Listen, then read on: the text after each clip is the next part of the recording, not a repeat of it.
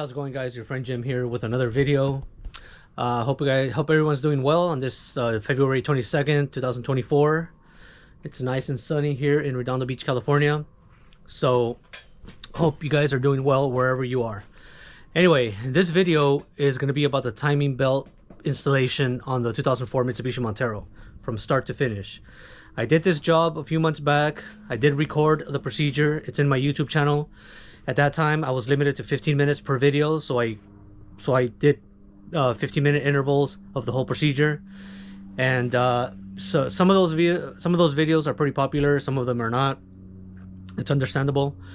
The whole procedure was not just the timing belt. I did stop working on the timing belt. I did the spark plugs and the upper plenum, and then on video number 9 I continued the timing belt. So it's kind of messy, kind of all over the place.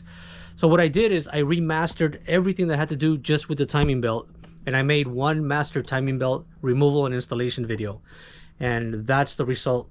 This video is the result of that editing and stuff like that. So I cut out all the stuff that was not necessary. I put in, I left in, and I emphasized more on the stuff that was popular. And I hope you guys really enjoyed this video. Take a look at it, grab a cold beverage, take a look at the video, sit back, relax. Let me know what you think. Please comment, share, subscribe to my channel. Let me know anything, any comments that you may have. I greatly appreciate that. You know that I love the interaction with you guys. So I do greatly appreciate it. And I'll come back at the end of the video. All right, take a look. Check it out. All right, guys. So at this point, I got the camera out, the 4K camera, so you probably get better video. I'm going to show you my little setup here. As I said at the beginning, I have the table here so I can put all the parts that I remove. I have the toolbox there, and I did put a towel here, so just for protection purposes. I probably should get some fender covers as well. Up to this point, everything is pretty much self-explanatory. Removing the radiator, removing the air box, the battery, and I also just removed the alternator, and I just kind of laid it on the side there, just out of the way. It's not a big deal. Didn't have to disconnect the wiring or anything, just kind of moved it out of the way. I did put the bolts back on there, just so I can know exactly which bolt goes where on that particular item.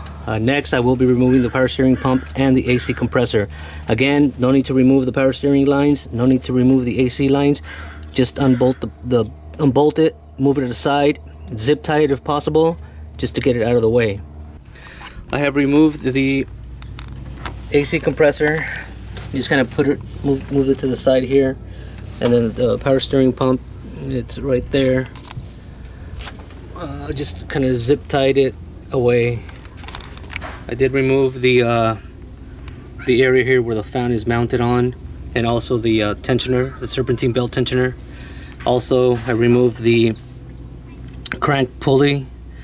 Very easy to remove as long as you have the right tools. And I bought this tool on Amazon. It's a universal crank pulley removal tool. It worked perfect for this job. I had to go to Cerritos Mitsubishi to buy these seals. I didn't have them. It's the two cam seals and one crankshaft seal. Since I'm already in there, might as well replace them, even though they're not leaking. Also, for the tensioner, I purchased this little tool, and this is when you tighten the tensioner. When you're putting on the timing belt, you use this, and with a small torque wrench, which I also got on Amazon, this little guy here, and this, you're supposed to turn it 39 inch-pounds as you tighten the tensioner, so you can have proper tension on your new timing belt. You could probably do without and just kind of guesstimate, but it's not that expensive, and I figured I'd do it the way the repair manual says to do it. So we are at the point where we need to remove this. We need to remove this plate, and it seems like we have obviously a few bolts holding it here. The wiring for the crank sensor is right there, so we got to be careful with that. All right, guys. So I just removed the cover, the plate. There's different size bolts, so you have to be careful where each one goes. I removed the lower timing belt cover, and then the upper timing belt cover is basically the right side and the left side, so it's two parts to it. If you look closely to this timing belt, 110,000 miles. You can't, yeah, you could see it right there. See the little tiny cracks? So it's definitely showing its age. Looks as it should, basically, for 110,000 miles. The adjuster here looks old and it just looks like it needs to be replaced. This guy as well.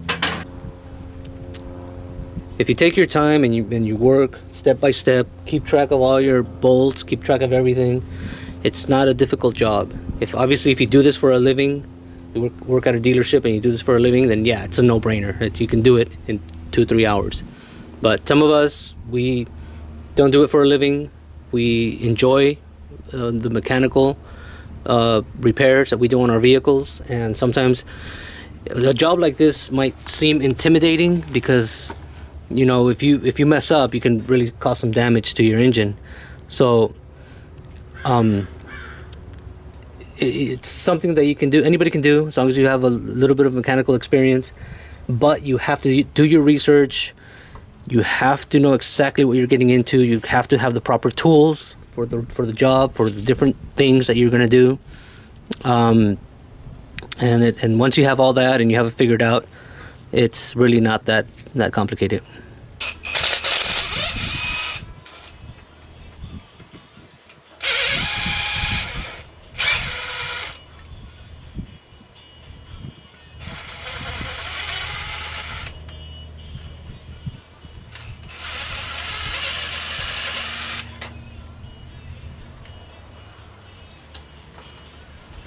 Okay, so timing belt is loose now. Yeah. So just remove the adjuster here. Timing belt is loose at this point for the first time in this vehicle's history. Timing belt is loose. There's the tensioner. There's the crank sensor. I removed the water pump. It was a little bit of a pain in the ass, but it wasn't too bad. But basically, you have to remove the bolts up here, 3, and they connect to the top here. And then there's a little tube. Once you get all the bolts off, and including these, there's this little tube with an O-ring, and that is a little bit of a pain to pull out because it seems like you're going to break something, but you kind of just have to work your way and just kind of little by little evenly pull it out. Alright guys, just a quick update. I did remove the crank seal from here. I used this to remove it. It was a little bit of a pain in the ass. You got to pull really hard on it. You got to dig in there and pull. And now we got the new one that we're going to install. In order to install this, I don't have the Mitsubishi tool to install this thing, but I did go to O'Reilly Auto Parts and I got a big socket.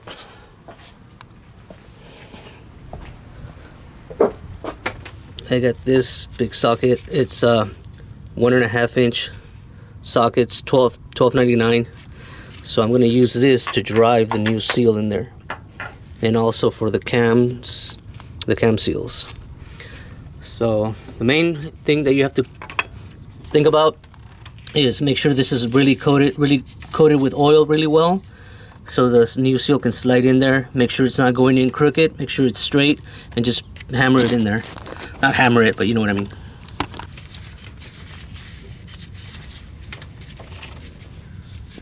So make sure this side goes towards the inside like that. So make sure it's on there straight.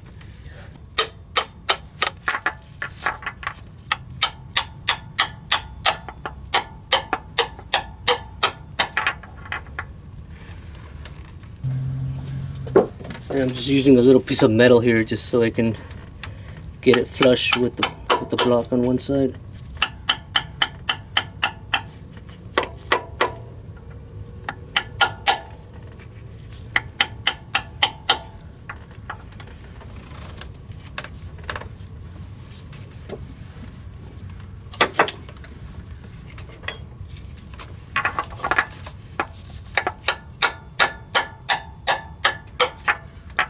There we go. Alright guys, so I'm going to show you how to remove the camshaft sprocket. I already removed the one on the driver's side. Now I got to get the seal out of there. But I'm going to show you this one before my camera runs out of battery here.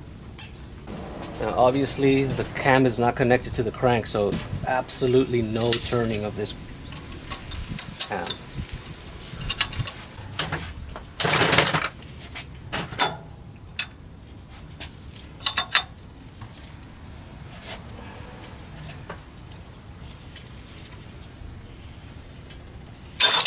There we go.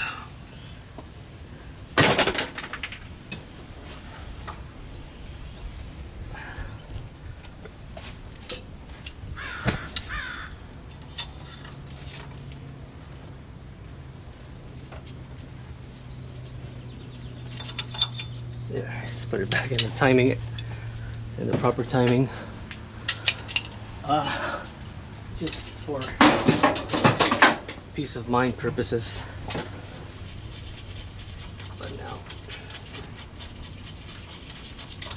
So these are torqued at 65 foot-pounds.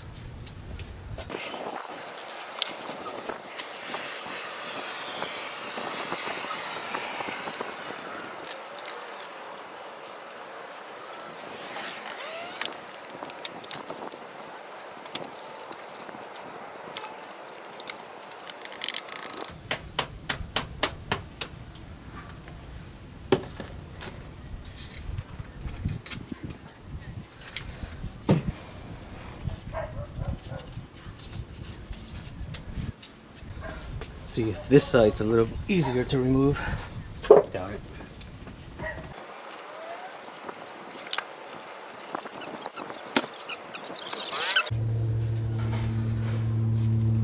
Alright guys, so I got all three seals installed on the cam and the crank.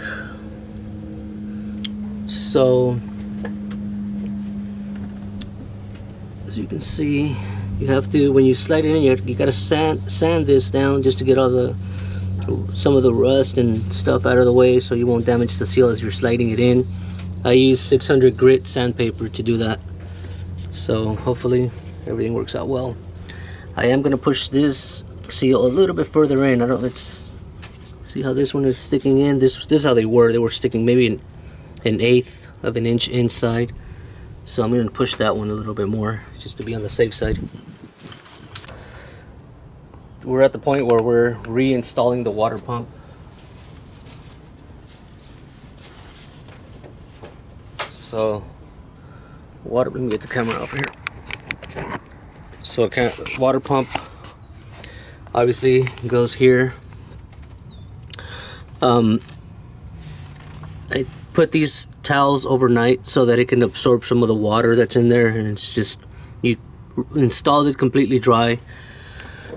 And there's an O-ring here on this tube that comes with the kit.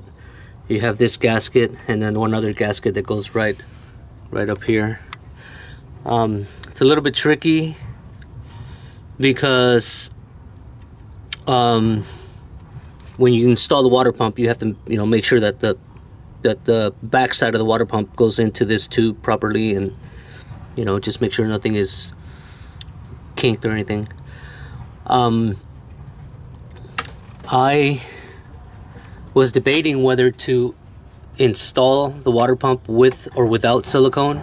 Just use the new gasket that it comes with, a little metal gasket with a thin coating of some material, and I decided to use silicone.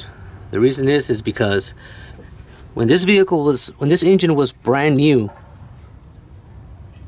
it had a perfectly machined surface.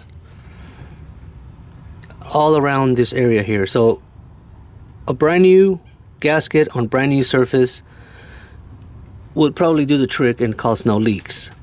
But now we have 110,000 miles on this vehicle, and it's got a little bit of rust buildup here, a little bit of corrosion, erosion of the metal.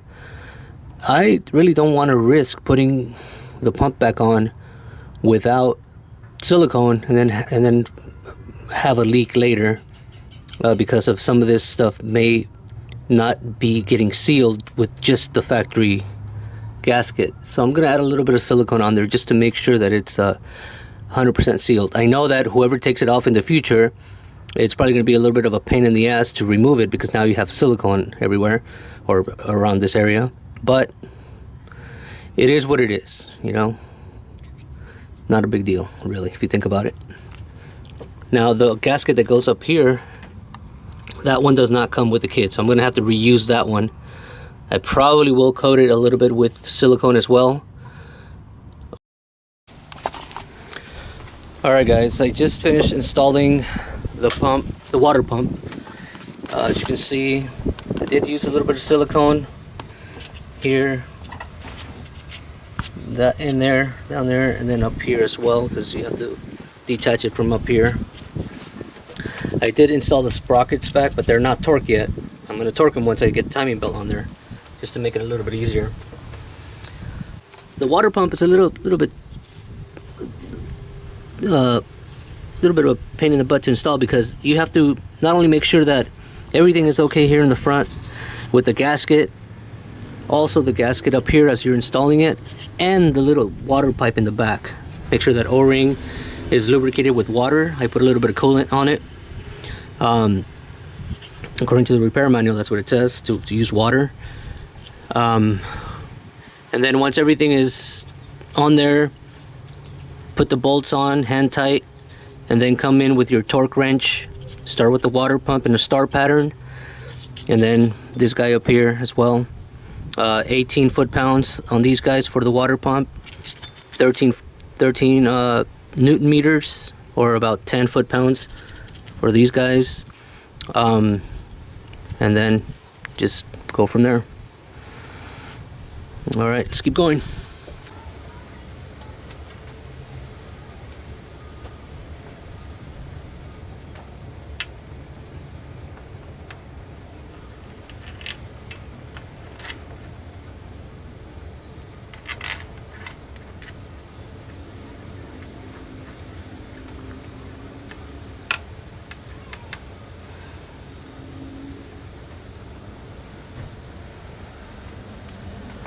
Okay.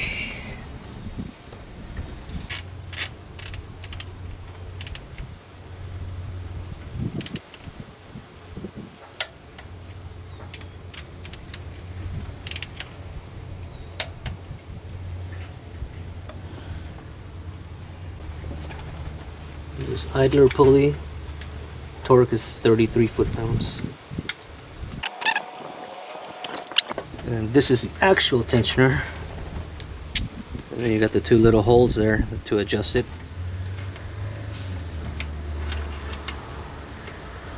It's basically an eccentric.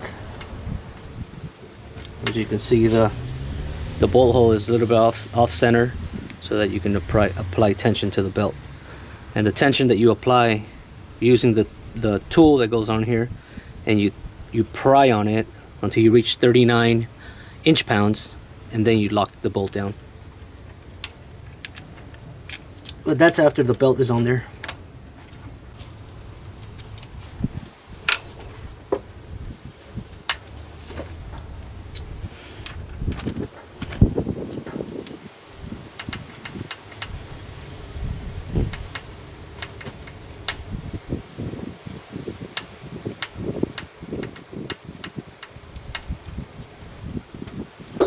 Bolt's having a hard time getting in there, so just cleaning out the threads here with this little wire gun barrel brush,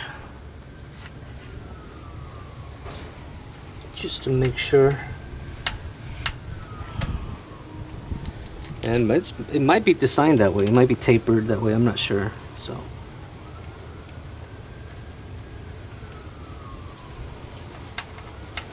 Yeah, see, it kind of gets tight right there, but I think that might be normal.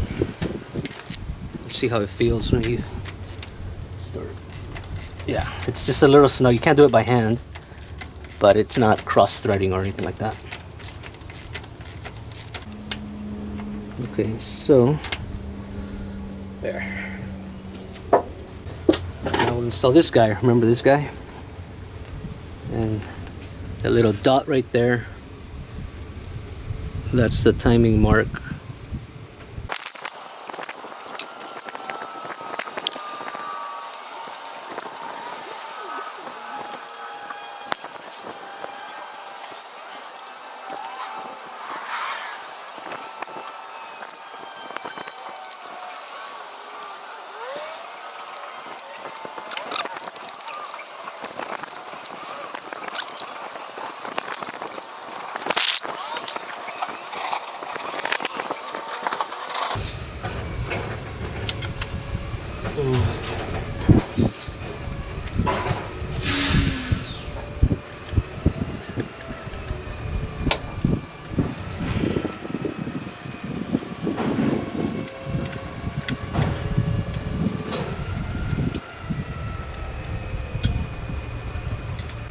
There, so I guess you have to assemble this thing outside, because doing it in there, it's really difficult. It's got two pins that go through, but the most important thing is you have to make sure that your timing marks align. This little notch, that mark. And then with the loose crank sensor, you can get the whole thing in there.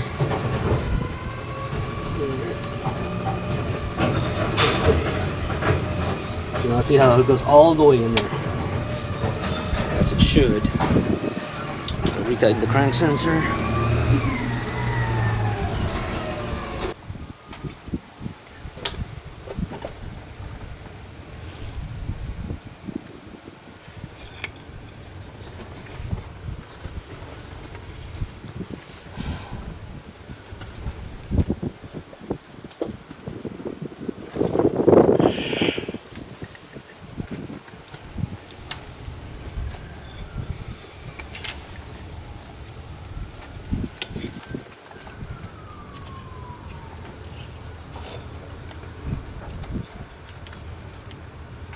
So when you put the belt, you always want to have the slack on this side, because the tensioner is on this side. This side, no slack.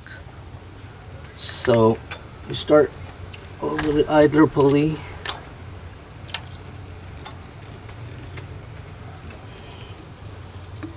Over the cam.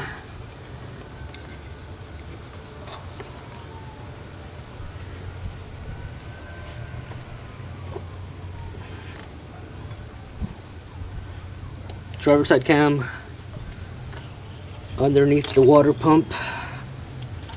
Keep tension on this side all the time.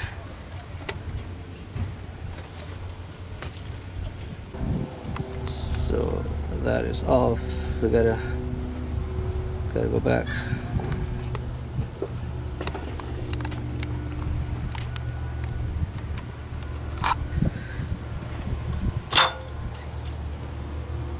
Oh no.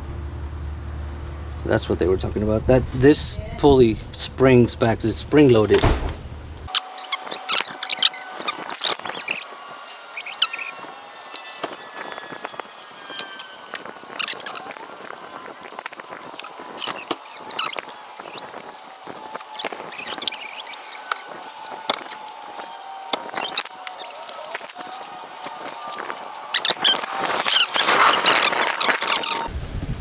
Hey guys, I got the timing belt back on, but it's a little tricky getting all the marks in place. So right now I have top dead center on the crankshaft sprocket. The driver's side sprocket lines up very well, but this one is a little bit off. One tooth off. Needs to be on this side. Needs to be on this side. So I need to get it loose again and move the sprocket one tooth this way, and then put the timing belt back on. So it's very important to make sure that everything is within time, because otherwise it could be catastrophic damage to your engine. So I am going to loosen it again.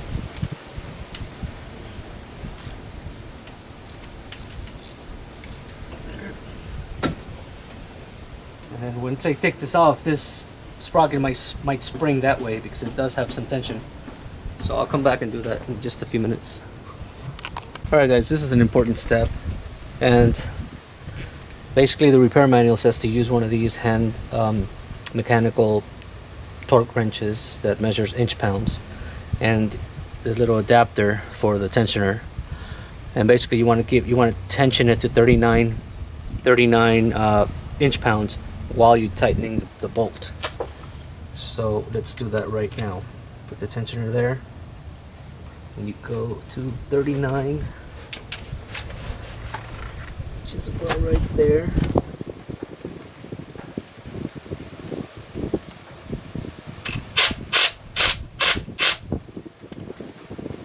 And there it is.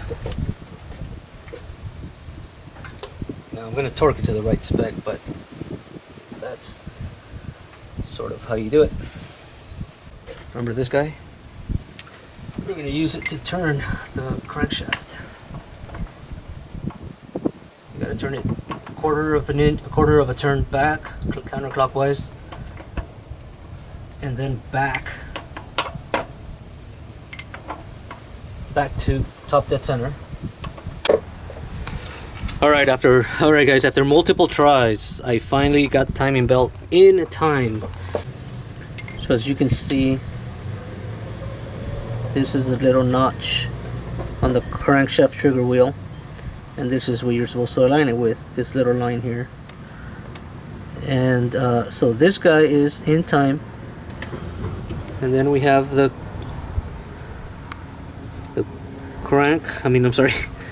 the cam on the driver's side, and it is in time with the mark.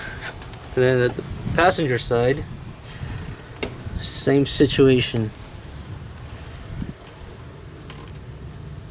So we got right there. So everything's in time. I already turned. You're supposed to turn the crankshaft back about a quarter of a turn, go back to top dead center, recheck the marks.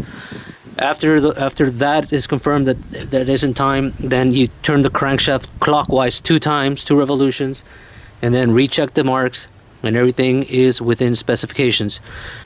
You know that the tensioner is correct when you can do this with the tensioner adjuster, when you spin it like that. I recommend the torque wrench. It was very easy to do it with the torque wrench. However, I did have to remove it multiple times to make many adjustments. If it's off one tooth on one side, you're gonna have running problems later. You're not gonna have to take it all off again. So you have to make sure everything is properly timed. Still getting everything back together. I'm still not 100% sure what I'm gonna do with the with the seal, the timing cover seal.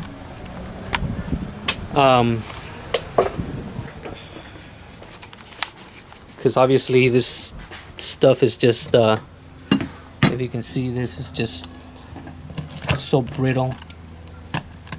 It's not gonna work. It's not gonna work anymore. So I don't know where to get it. It's like a foam material. It's not rubber. It's like a foam, almost like the stuff that goes around your door to seal your door in your house. So yeah, I'm just gonna try to find stuff. Go to Home Depot, see if they have anything that size. The other thing I was thinking about was the I forgot the name of it, but it's the stuff that when you make a screen, that little string that goes around the screen. I wonder if that can fit in there. Maybe kind of like put some rubber cement to hold it on there.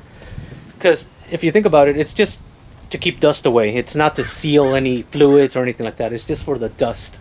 So I haven't got to that point, but I'll get to that point, and then I'll let you guys know what I come up with. Seems like it would work. It doesn't stick out too far, but I think it will work. So you can see right there.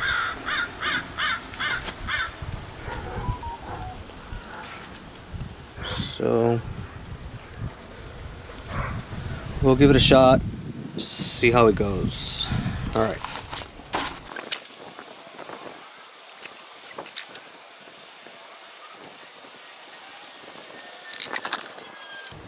So as you're assembling, lower timing cover is installed, and just start putting everything back. It's normal. The crankshaft wiring goes here, and then it's got the other clips on the plate that goes on here. So we're going to continue assembling the upper timing cover pieces, and we will go from there. And as I mentioned before, I'm using this stuff here, and like I said, it's the stuff that you find on your window screen, around your window screen, and I'm using it as a seal, as a replacement seal for the timing cover.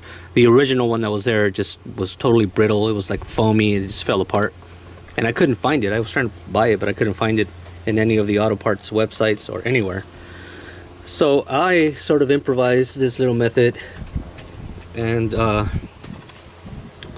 just cutting sections of it here. Where is it? Oh, there it is. Okay.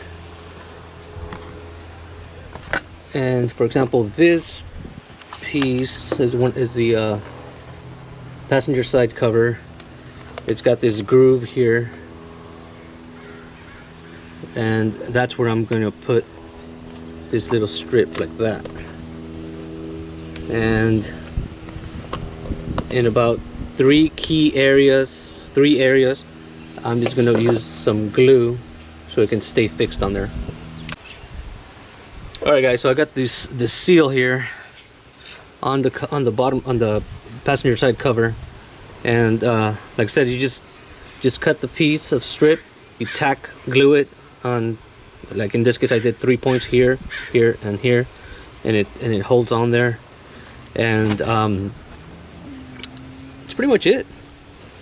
Just put it back on here, and it seems like it makes contact. And the seal for the timing belt cover is just to keep dust and debris from out of the timing area. It's not sealing oil, it's not sealing anything. It's just for dust and debris. When you go wheeling, when you go to the desert, you're in the sand, nothing gets in there, and basically reduces the life of your timing belt if a lot of stuff gets in there. So this should work.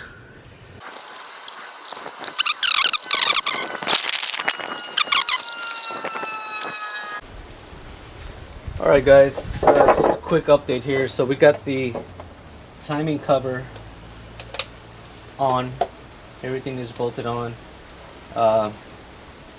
Now the next step is to install this this plate thing, and this plate, it serves as part of the timing cover. As you can see right along here, those seals that I installed are gonna sit right there, and then down here as well. So this serves as part of the timing cover as well. So I'm gonna clean it up a little bit just on the surface where the seals touch, just so it can be a better seal, a better contact. And for that, we're just gonna use a little wire brush, nothing fancy.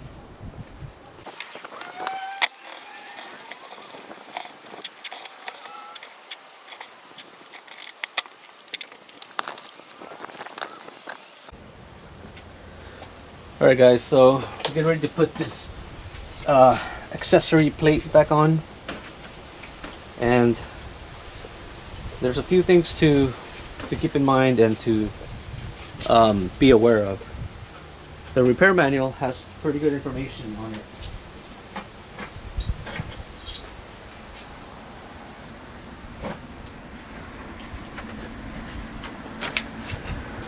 It is a little tricky. You have to think about it for a little while. So the repair manual has this chart here, and it tells you what bolts go where. As you can see, I marked a couple here. I know these are for the alternator, and those bolts are on the alternator right now. And there's a few other options for the bolts that go on this plate. One of them is noticeably bigger than the other ones. That's a 12mm diameter one with a torque at 54 foot-pounds. And then we have this little diagram that tells you sort of where they go. You can see that F and E are the alternator, and then we have the D, which is that bigger one. We have B and B, which are the two smaller ones. You can see because they're only 30 millimeters in length. And then we have 3 A's and 1 C. And you can sort of tell, as I said, the ones on the alternator are already on the alternator. These are the 2 B's. And then this bigger one is the D. And then we have C. This is a C. This one goes over by, I'll show you where it goes in a minute. And then we have 3 A's. So we have, if you were to dry fit them on the plate, you got C right here, you have D, you have B and B, and then you have A, and A. And this is for the bracket that holds the AC compressor, and I'll get that later, but that doesn't hold onto the plate. These the ones that I just put on here are the bolts that hold the plate onto the engine. These two are for the alternator. That's for the AC bracket, as I mentioned. And so B and B, C, A, D. So just FYI there. Don't get confused. They're all a little bit different. You can kind of tell. You can keep track by looking at the symbol. They're all A's, for example, are the same with that little symbol on the bolt, on the bolt.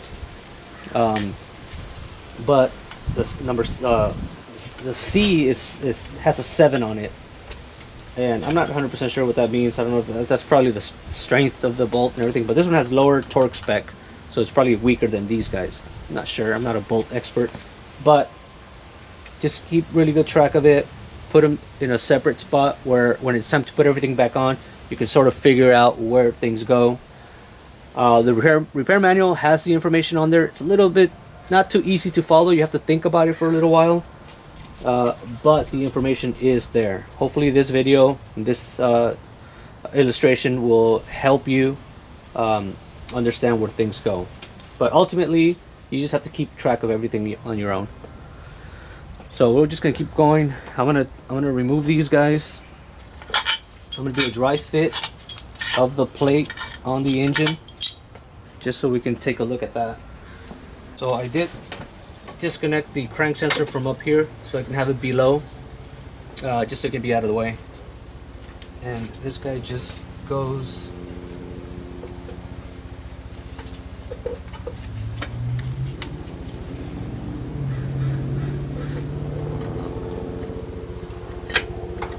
careful with it, be patient. And that's where it goes.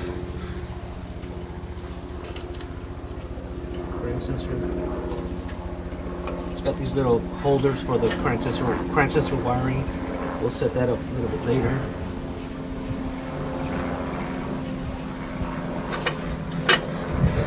That's how it will end up. And then it's just a matter of starting to bolt stuff on there. So.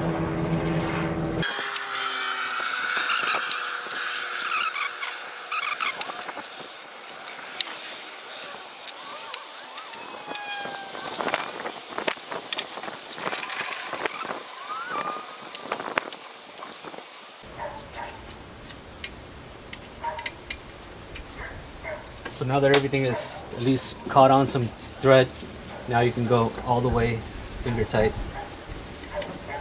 And that's what I do. You can now at this point you can lightly use your impact and just go in there without fully tightening them.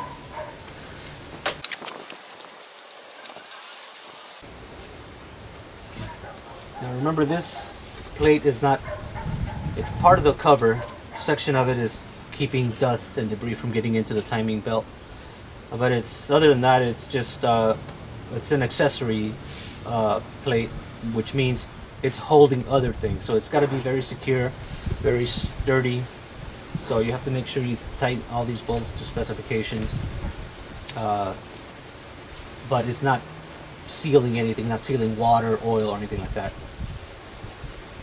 Okay, so it's the alternator back in there. I didn't even unplug the electrical part of the alternator. I just removed it and laid it on the side there.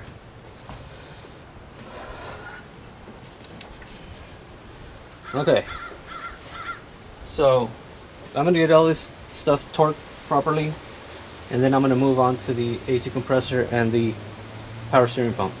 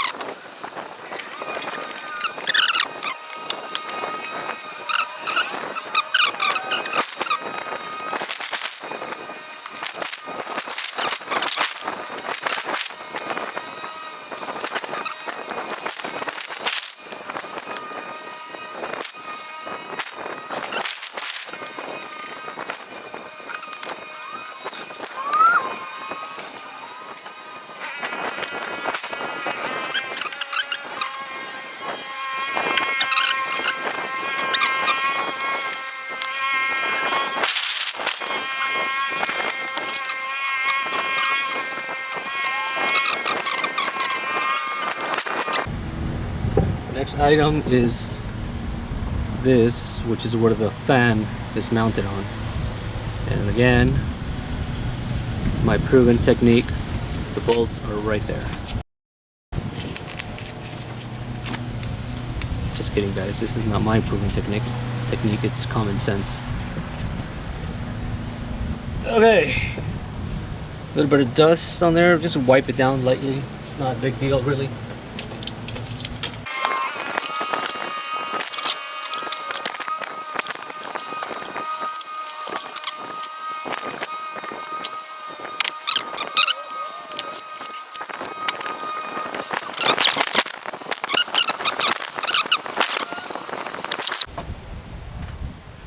Alright guys, we pretty much got, we have the sorry, can't speak. AC compressor and power steering pump pretty much installed. Everything is done there. All the brackets, all the wiring, everything is good. Now I'm at the point where I'm installing the crankshaft pulley, and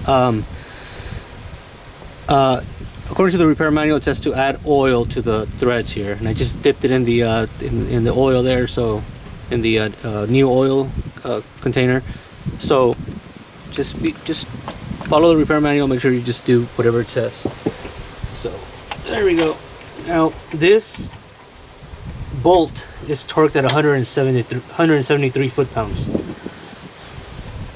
and it is top dead center compression stroke. Boom, right there. So we got 0. It's on the T, the TDC mark.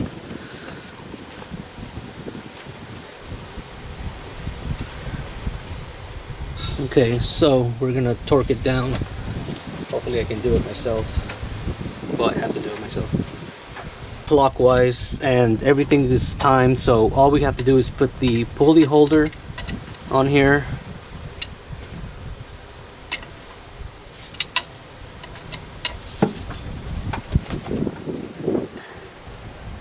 And you want to leave the pulley holder resting on the body so that can help you hold it while you're torquing it.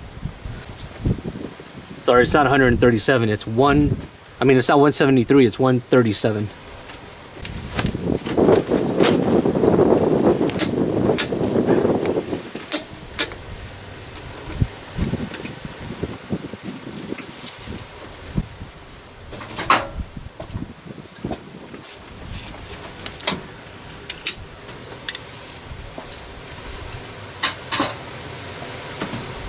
Okay, so there, we got that in there.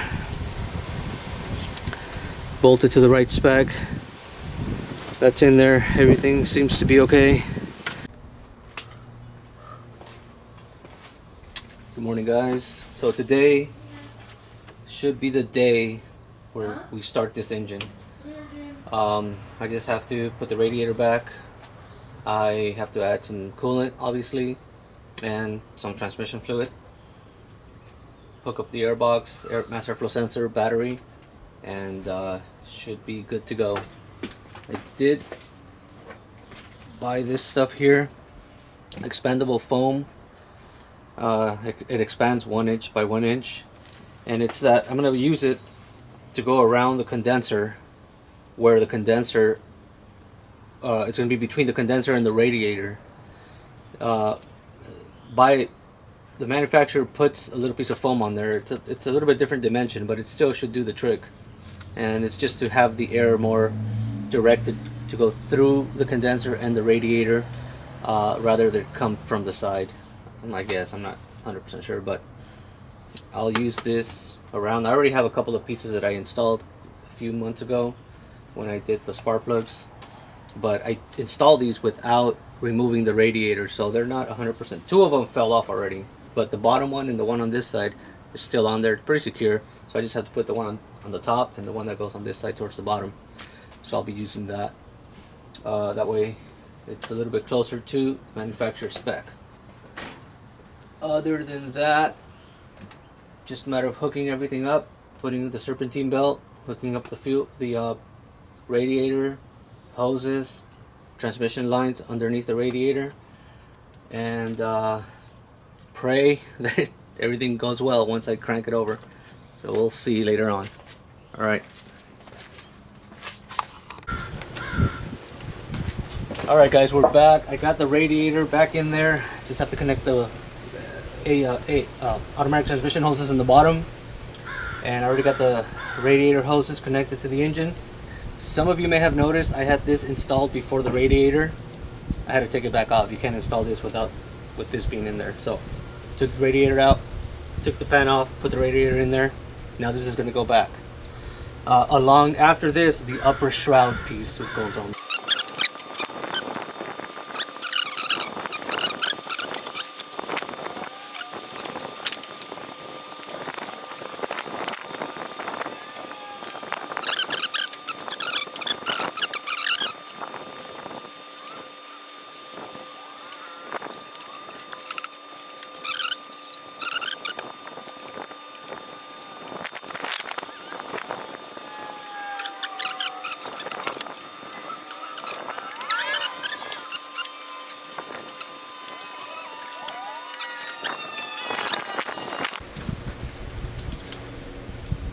And as you can see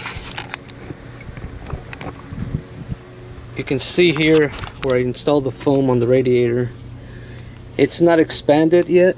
It takes a while to expand. This foam right here, I can still put my finger in there.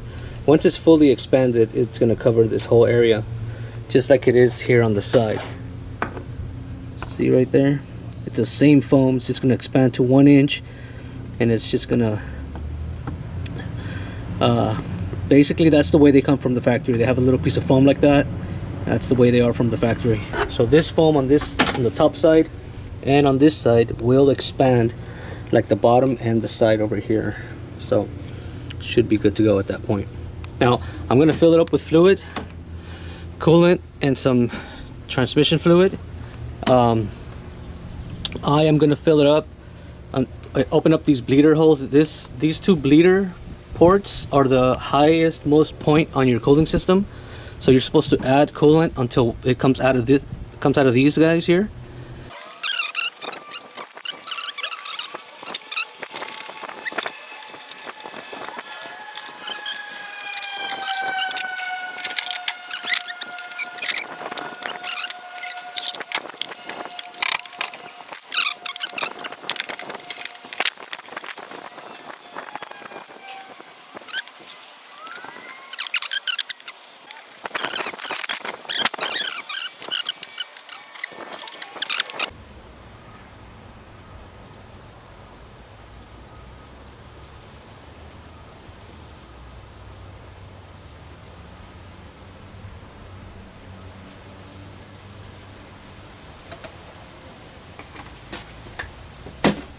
Okay, and then this other little yellow funnel.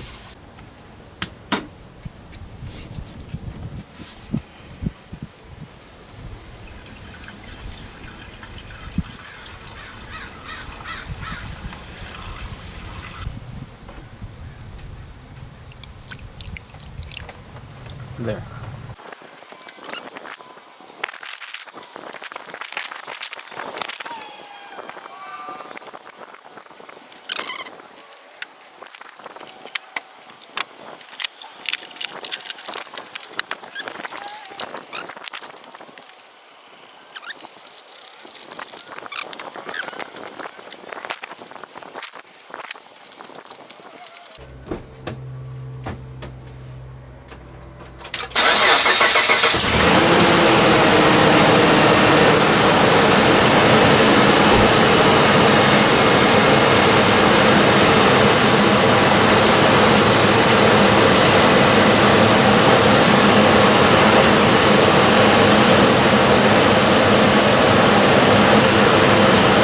Happy to report that everything sounds normal now.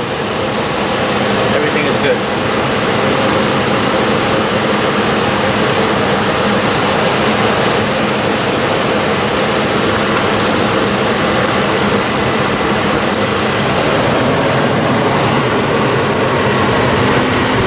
Everything is good. No weird noises or anything like that. I am going to let it warm up a little bit and do an oil change. And we are done with this project at this point.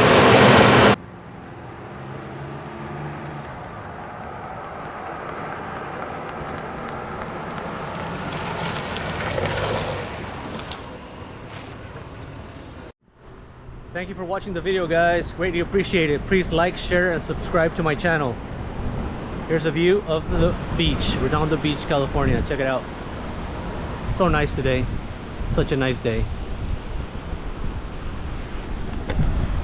There we have the PV Peninsula. Over there we have Malibu, Santa Monica on that side. And it's just such a nice clear day today. The ocean's really calm and nice and beautiful. Alright guys, take care. Appreciate you guys. See you on the next one.